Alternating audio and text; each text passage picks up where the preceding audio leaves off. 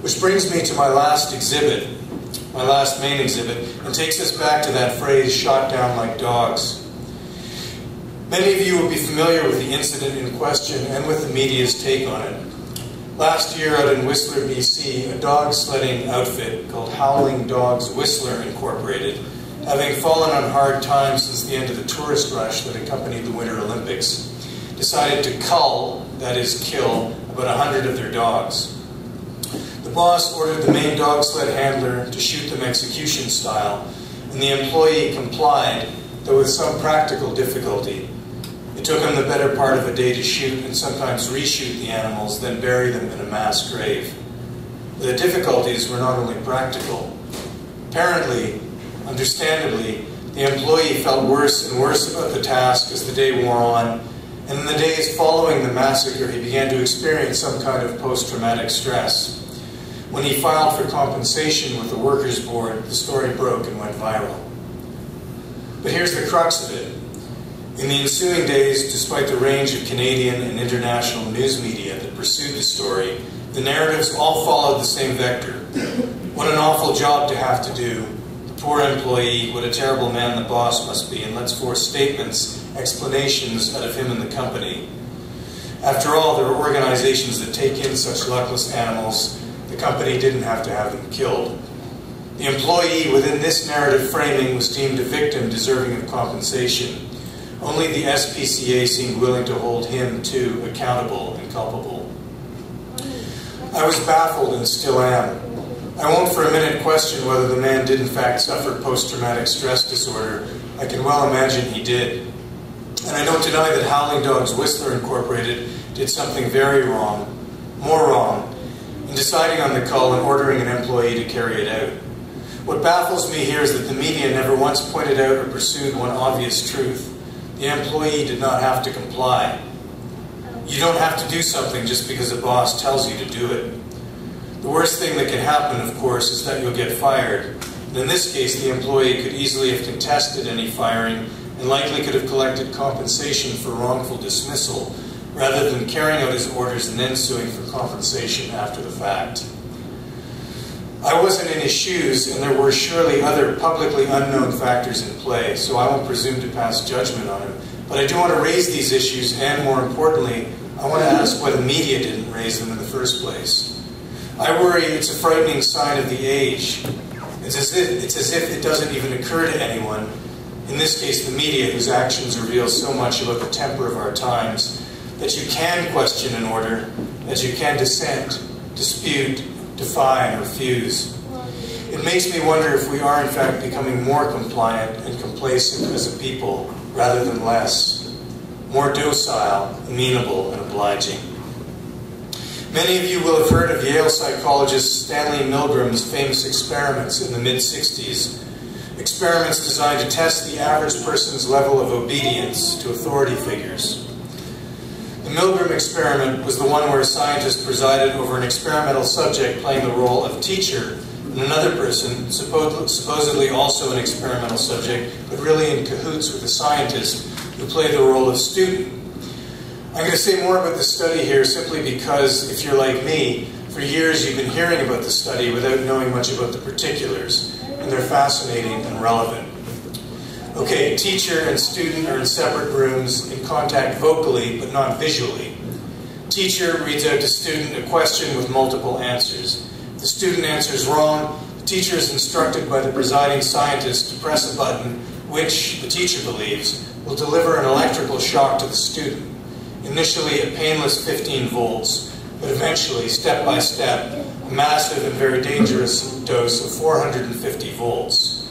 The students, playing their part, call out in increasing pain, even smack their hands on the wall between student and teacher as the voltage steadily increases. Now, if at any point the experimental subjects, these teachers, indicate that they don't want to go on with the process, and at some point, by the way, all of them do object and want to stop, they're given, quote, a succession of verbal prods by the experimenter in this order. 1, please continue. 2, the experiment requires that you continue. 3, it is absolutely essential that you continue. 4, you have no other choice, you must go on. Quote, if the subject still wished to stop after all 4 successive verbal prods, the experiment was halted. Otherwise, it was halted after the subject had given the maximum 450-volt shock 3 times in succession.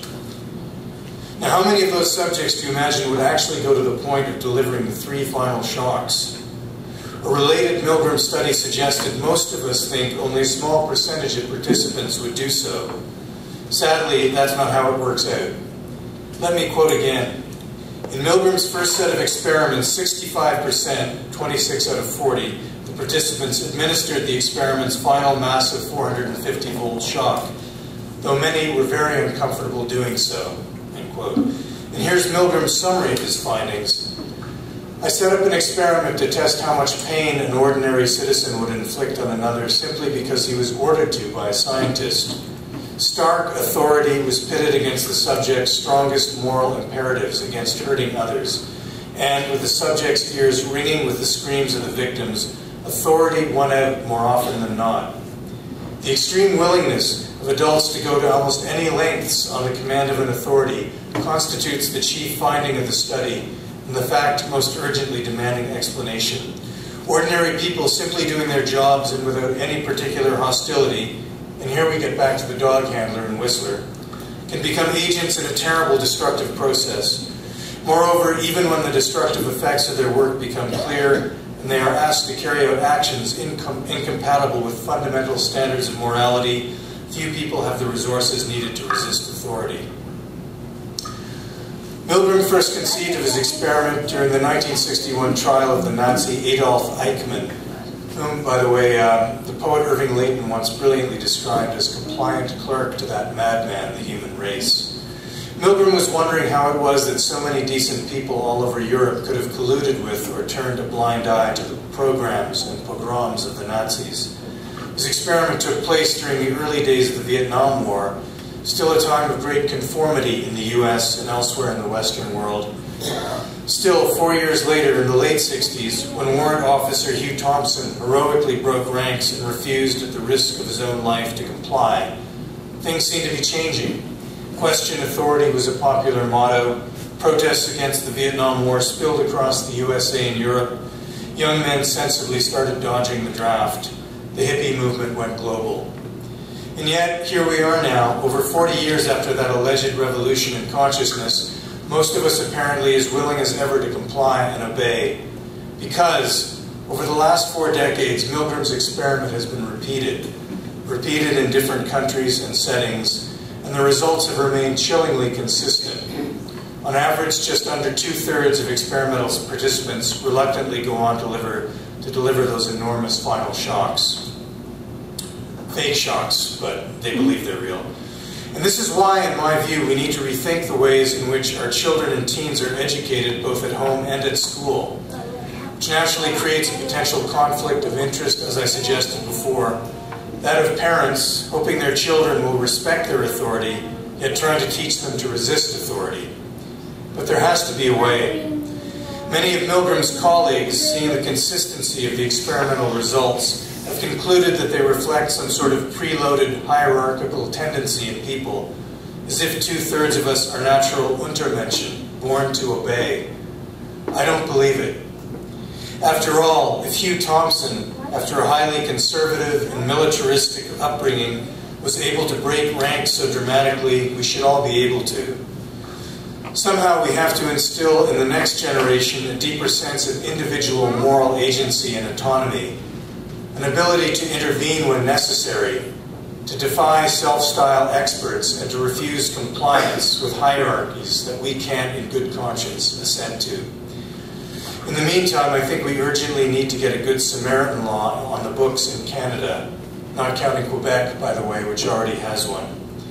Of course, that's only a short-term, superficial solution whereby we use the human tendency to obey authority so as to get people to do the right thing. In the long term, we need to create an ethical atmosphere where a good Samaritan law is redundant, because every city is Samaria. Thank you very much.